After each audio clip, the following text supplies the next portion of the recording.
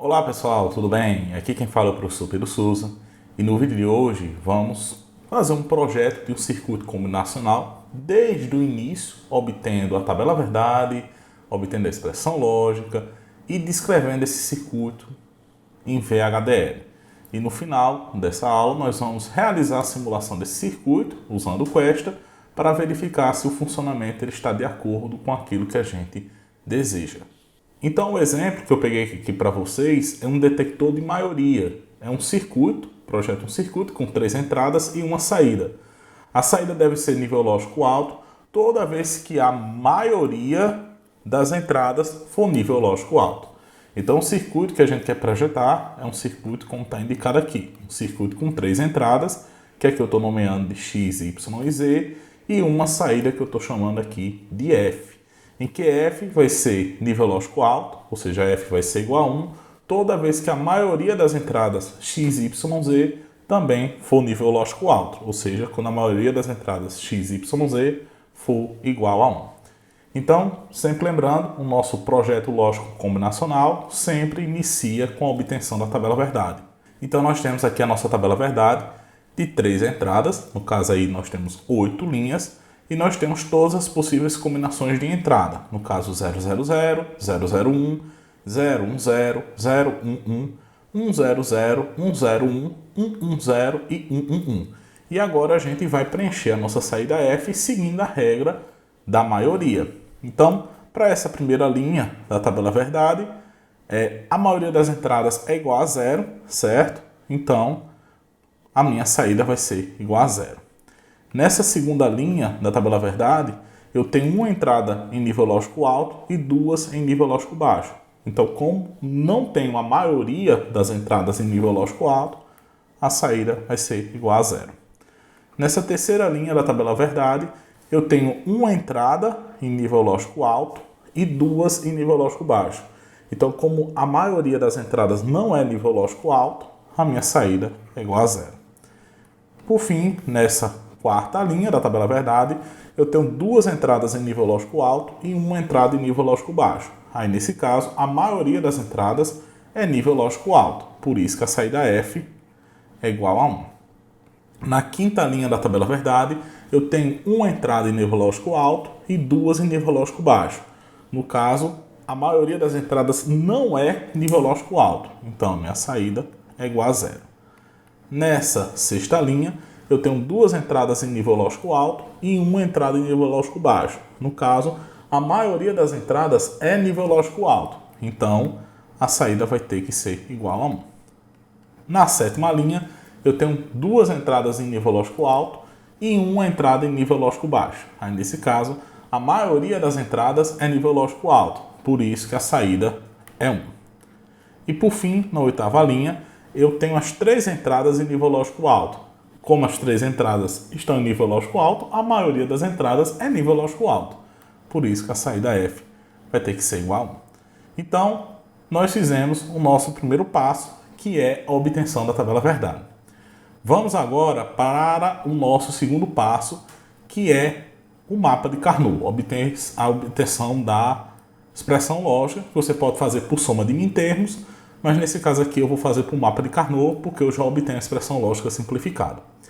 Então, vamos partir da tabela verdade e preencher o mapa de Carnot. E esse procedimento de mapa de Carnot eu não vou entrar tanto em detalhe aqui na aula de hoje, porque eu tenho uma aula no vídeo, no curso de circuitos digitais, em que eu explico todo esse processo de obtenção da expressão lógica a partir do mapa de Carnot. Então vamos preencher nosso mapa de Carnot. Essa célula aqui é a célula cujo corresponde a combinação de entrada 0, 0, 0. A saída nesse caso vai ser igual a 0. Essa célula aqui que eu estou marcando é a combinação de entrada correspondente a 0, 0, 1. No caso, é essa linha da tabela verdade cuja saída é igual a 0. Essa célula aqui corresponde à combinação de entrada 0, 1, 1, que é essa linha da tabela verdade, cuja saída é igual a 1. E essa célula aqui é a condição de entrada correspondente a 0, 1, 0, que é esta linha aqui, cuja saída é igual a 0. Essa célula aqui corresponde à condição de entrada 1, 0, 0. Nesse caso, nós temos essa linha da tabela verdade, cuja saída é igual a 0. Essa célula aqui, nós temos a combinação de entrada 1, 0, 1. 1, 0, 1 é essa linha da tabela verdade, cuja saída vale 1. Essa célula aqui corresponde à combinação de entrada 1, 1, 1. Nesse caso, a gente vai lá na tabela verdade e vê que a condição de entrada, a saída para a condição de entrada 1, 1, 1 é igual a 1. E por fim, essa célula aqui corresponde à condição de entrada 1, 1, 0. 1, 1, 0 é essa linha da tabela verdade aqui, cuja saída é igual a 1. Então, feito isso, nós já preenchemos o nosso mapa de Carnot. Preenchido o mapa de Carnot, nós vamos começar com os agrupamentos. Então, o primeiro agrupamento que eu consigo fazer é este agrupamento de duplas aqui. Neste caso, a expressão lógica para esse agrupamento são as variáveis que permanecem constantes em todo agrupamento, que no caso aqui é y, z. Ou, agora vamos para um segundo agrupamento. Um segundo agrupamento possível que eu consigo fazer é esse aqui, ó. Neste caso, a expressão desse agrupamento são as variáveis que permanecem constantes em todo esse agrupamento, que no caso aqui é x, y. Então a expressão lógica desse agrupamento é x, y. Por fim, nós temos esse último agrupamento aqui, desses dois uns, e a expressão lógica desse agrupamento vai ser as variáveis que permanecem constantes em todo agrupamento, que no caso é x, z. Então a expressão lógica desse agrupamento é x, z. Então, como todos os uns foram agrupados, nós já temos a nossa expressão lógica para a minha saída f. No caso, f vai ser igual a yz, ou xy, ou xz. Tendo a expressão lógica, a gente consegue descrever esse circuito utilizando os operadores lógicos do VHDL. É isso que nós vamos fazer agora lá no VS Code. Muito bem, já estamos aqui no VS Code. Vou criar um novo arquivo de texto. Já vou salvar esse arquivo aqui para fazer a formatação. Então, esse arquivo aqui eu vou chamar de maioria.vhd. E vamos fazer a nossa descrição. Começando pelas bibliotecas, entidade e arquitetura. Aqui nas bibliotecas, nós vamos utilizar as bibliotecas padrões. No caso, a biblioteca do I3E, né? Então, vamos usar a biblioteca do I3E, library I3E, e usar o pacote I3E stdlogic 1164.o. Então, essa aqui é a nossa declaração das bibliotecas. Então, vamos agora para a entidade. O nome da entidade eu vou chamar de maioria, sempre lembrando que o nome da entidade tem que ser o mesmo nome do arquivo VHDL. Is. E aqui eu já vou fechar minha entidade, maioria. Aqui dentro da entidade, relembrando, nós fazemos a declaração das entradas e saídas, usando a diretiva port. No caso desse circuito, eu tenho três entradas, que eu estou chamando de x, y, z. X, y, z são entradas, então o modo dele é in, e o tipo dele é stdlogic, é uma saída de apenas um bit. Já esse circuito tem apenas uma saída, que é a saída F. Então, F é uma saída do tipo stdlogic. E lembrando que a última linha do port não tem ponto e vírgula. Declarar todas as entradas e todas as saídas, a minha entidade por hora está finalizada. E agora vamos para a arquitetura. Então, arquitetura, architecture. Dou um nome para a minha arquitetura em específico, que aqui eu vou chamar de Dataflow. Of, o nome da entidade no qual estou descrevendo minha arquitetura. No caso, a entidade no qual estou descrevendo minha arquitetura é maioria. Is. Já vou fechar minha arquitetura, end, nome da arquitetura, que no caso aqui é Dataflow.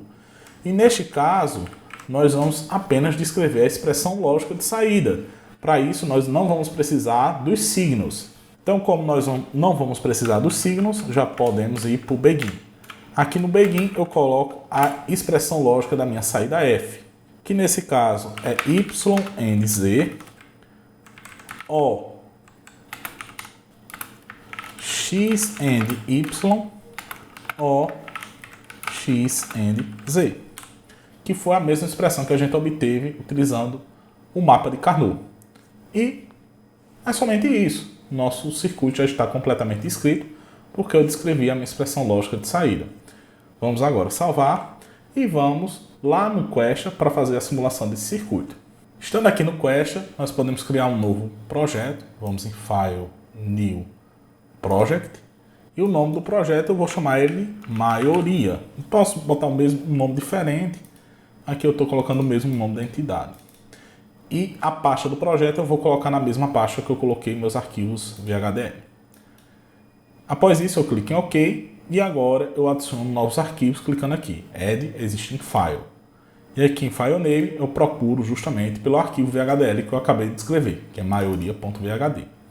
Clico em OK e depois clico em Close. Após incluir os arquivos, nós temos que compilá-los. Então vamos clicar com o botão direito, Compile e Compile All. Veja que aqui embaixo apareceu a informação que a compilação foi feita com sucesso e aqui em status está marcado um visto indicando que a compilação foi feita com sucesso. Vamos agora simular. Para simular, vamos clicar aqui em Simulate, Start Simulation e aqui na janelinha que abrir, vamos expandir a biblioteca Work e vamos simular, no caso, a entidade maioria. Então vamos selecionar a entidade maioria e apertar OK. E já vai abrir nossa tela de simulação, aqui com as entradas X, Y, Z e a saída F. Basta selecionar as entradas e a saída e arrastar aqui para a forma de onda. E eu vou fazer a simulação iterativa usando aquele artifício de gerar todas as entradas de uma vez só. Então, vou pegar aqui a entrada menos significativa, que é a Z, clico com o botão direito, vou em Clock, e aqui em período eu coloco 100, deixo o padrão, e Fixed Edge eu coloco Falling. Agora vou para a próxima entrada, que é o Y, clico com o botão direito, vou em Clock, e agora o período eu coloco o dobro do anterior, como o anterior era 100, agora eu coloco 200, e Fixed Edge eu coloco Falling também. E por fim, agora eu vou para a entrada Z, clico com o botão direito, vou em Clock, em período eu coloco o dobro do anterior, como o anterior era 200, agora eu coloco 400, e Fixed Edge eu coloco Falling também. E agora vamos fazer a simulação. Então, vamos rodar o primeiro caso, 0, 0, 0, a minha saída é 0, porque eu não tenho nenhuma entrada em nível lógico alto. 0, 0, 1, eu tenho apenas uma entrada em nível lógico alto, e as outras duas são nível lógico baixo, por isso que a saída é 0. Rodar mais um pouco a simulação, 0, 1, 0, eu tenho apenas uma entrada em nível lógico alto, por isso que a saída é 0. Agora 0, 1, 1, como eu tenho duas entradas em nível lógico alto e apenas uma em nível lógico baixo, a maioria das entradas é em nível lógico alto, por isso que a saída F vai para 1. Rodar mais um pouco a simulação, nós temos a condição 1, 0, 0, eu tenho apenas uma entrada em nível lógico alto, as outras duas são nível lógico baixo, por isso que a saída é 0. 1, 0, 1, eu tenho duas entradas em nível lógico alto e uma em nível lógico baixo, aí como a maioria das entradas é em nível lógico alto, a saída vai ser igual a 1. Rodar mais um pouco a simulação, nós temos 1, 1, 0. No caso, eu tenho duas entradas em nível lógico alto, uma em nível lógico baixo. A maioria das entradas é em nível lógico alto, por isso que a saída F é igual a 1. E por fim, para 1, 1, 1, eu tenho as três entradas em nível lógico alto, por isso que a saída nesse caso vai ser igual a 1. Então, nós vemos que o funcionamento do circuito está de acordo com o previsto lá no projeto desejado. Então, pessoal, nesse vídeo nós vimos um projeto de um circuito combinacional desde o início. Porém, até o momento nós estamos a nível de simulação. No próximo vídeo eu vou explicar para vocês como realizar a síntese desse circuito em um FPGA, no caso, em um FPGA da Altera. Para isso, nós vamos utilizar outro software, que é um software proprietário da Altera, que é o Quartus. Então, conto com todos no próximo vídeo e até mais.